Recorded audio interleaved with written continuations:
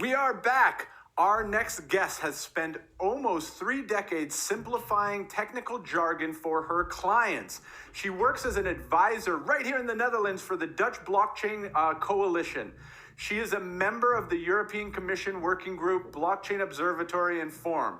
She also works as an EU expert as an evaluator. That means that she evaluates blockchain proposals for the Horizon 2020 project that grants funds to innovative projects here in Europe. And finally, she is a trainer, consultant, and keynote speaker to help create awareness on new technology, making it accessible for everybody. Her talk is titled Blockchain and Its Impact on Business and Society. Please give a warm welcome to Jolanda ter Maten. Jolanda, welcome. Thank you. Thank you very much, Chris. Very welcome.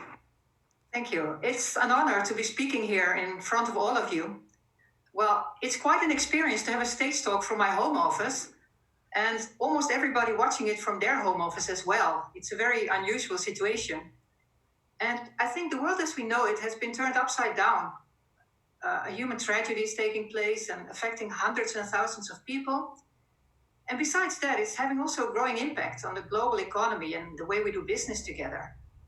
Isolation and social distancing is forcing businesses to close and other businesses to re-examine their business models. And people are talking about the new normal or the next normal, looking for new ways to transact. And everybody that has been in the blockchain space for a while can certainly understand that this time of dramatic change can also offer a great chance. So let's move on to the next slide, slide number 2. I think this is a chance for blockchain to prove its disruptive power. It's offering new opportunities and it's tackling challenges that non-blockchain savvy people are worried about, like the risky dependence on vulnerable nodes in our society and issues like privacy. And it's a relief to see how fast we can change if we have to, if we have nothing else left that we can do. Think about, for example, all the schools that are closed. My children, they're 9 and 11 years old, they started out thinking that they would have a few weeks off from school, and they were so excited about it. But soon they found out that being home from school is not that much fun if you cannot go to the park to play with your friends, you cannot go to the zoo, you cannot go to the swimming pool or an amusement park, they cannot visit their grandparents, and on top of that, they have stressed out parents at home because they're also trying to work from home. But now they're very excited about their moments with their teacher and classmates on Google Classroom. They're working very disciplined on their school tasks, and they have picked up this new routine just like that. And I think it's amazing that the school system, that honestly hasn't changed that much in the past 200 years, is now quickly adapting to this new situation, distance learning, with the use of technology. In this period, technology is bringing people together. And who could imagine that only a few months ago? I think that the corona outbreak has fast-tracked technology around the world. Now, as we can see on slide number 3, I want to tell you something about myself. I want to tell you how I help businesses to understand blockchain and explore blockchain opportunities. As you mentioned already, I work as a trainer, a consultant, and a keynote speaker, because I think it's important to create awareness on new technology and to make it really accessible for everybody, because that's the way we can move it forward. And as you mentioned, one of my clients is the Dutch Blockchain Coalition, which is a coalition formed by the government and public services, academic institutions, and businesses in the Netherlands. And what I've done for them is that I recently researched the themes and the issues that the government and businesses in the Netherlands are dealing with when they start exploring and implementing blockchain solutions. I've also represented them and the Netherlands working on standards for blockchain and DLT at the International Organization for Standardization, the ISO. And you already mentioned my work for the EU as an evaluator, but I'm also a member of the European Commission Working Group, the Blockchain Observatory and Forum. And there we identify a set of themes to be looked at in detail. And from there we produce a report that is easy understandable for a non-technical audience. And they're also meant as a set of recommendations for the EU policymakers. Now let's move to the next slide, number 4, and let me tell you about the reports that we wrote for the European Commission. The first report we wrote was on blockchain innovation in Europe. It was meant as an inventarization. Where do we stand now when it comes to innovation, and more specifically blockchain? What we can learn from this corona crisis is that the world as we know it can change almost overnight. Innovation is not necessarily a new technology changing business processes. This crisis makes it very clear that business models that have existed for so many decades, they can become obsolete. And new business models will emerge, just like that. Innovation is not just using a new technology, it's a new mindset. And then the second report we wrote on blockchain and the GDPR. The GDPR was back then, when we wrote that report in 2018, one of the hottest topics. There seemed to be an irreconcilable difference between the decentralized approach of blockchain technology and the GDPR. Because the GDPR was designed to reach a balance between data protection and the free movement of personal data. But let me tell you, when it comes to legal issues and privacy protection, we can state that GDPR compliance is not about the technology. It is about how the technology is used. Just like there is no GDPR compliant internet and there is no GDPR compliant artificial intelligence algorithm, there is also no such thing as a GDPR compliant blockchain technology. I think there are only GDPR compliant use cases and applications of these technologies. And as I mentioned in my introduction, blockchain could be the solution to the privacy issues when it comes to using, for example, a contact tracing app for corona, for fighting corona. And then the paper about the legal framework and smart contracts. We have examined the intersection of blockchain and the law in Europe. And this report represents an overview of legal issues related to blockchain technology, and in particular issues that arise due to the decentralized nature of the blockchain-based platforms. It's becoming more obvious to the general public now that we live in a data-controlled society, and we have to consider the government and other parties that play a role and have access to this data.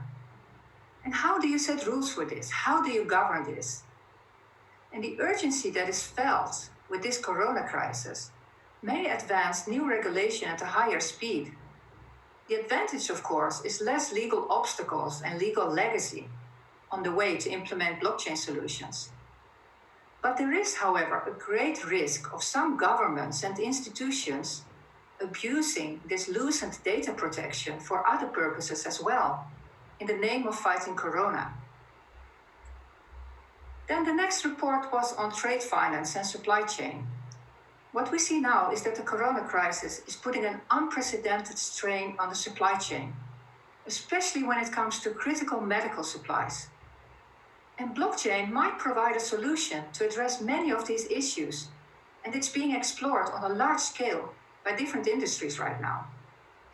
And with this global pandemic going on, interoperability of systems to exchange reliable and up-to-date large amounts of data has become a lot more important.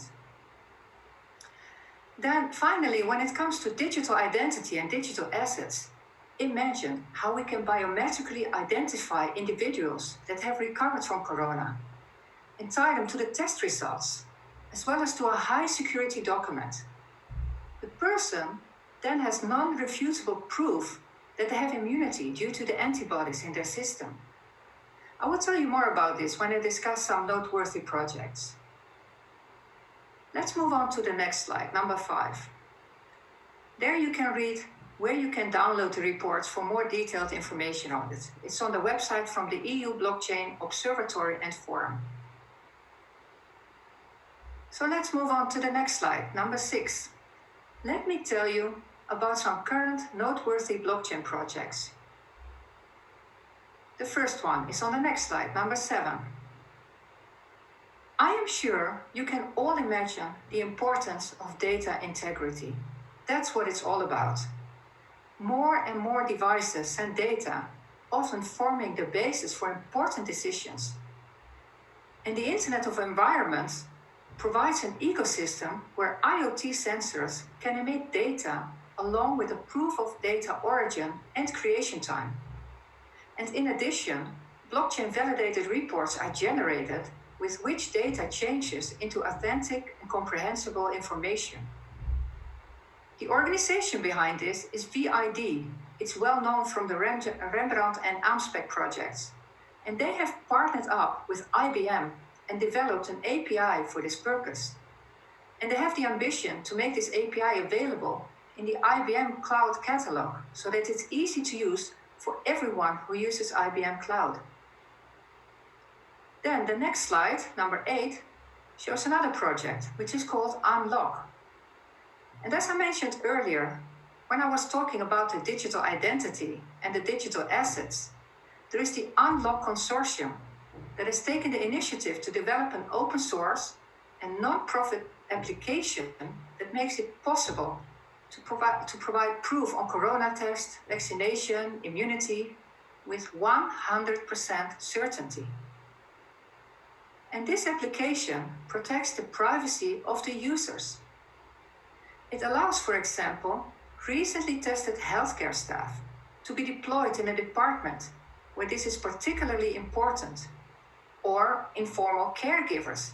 They can gain access to nursing homes.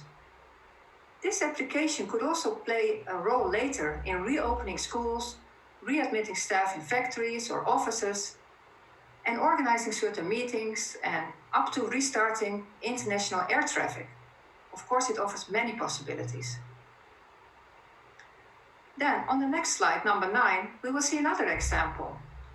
This example shows how law firm CMS is working on developing standards and a quality mark for blockchain projects, whereby these projects can demonstrate that they are GDPR compliant.